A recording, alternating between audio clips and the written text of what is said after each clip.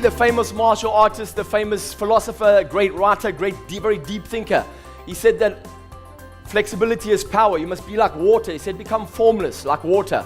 Flexibility is extremely powerful, especially in today's world, because people are so rigid, and that's why they break so easily, is they don't bend with their challenges, and therefore their challenges break them. So be flexible, especially when we play this game. Number 3, take responsibility for what shows up now. Be responsible. Right? Be responsible. What is responsibility? Response-ability, the ability to respond.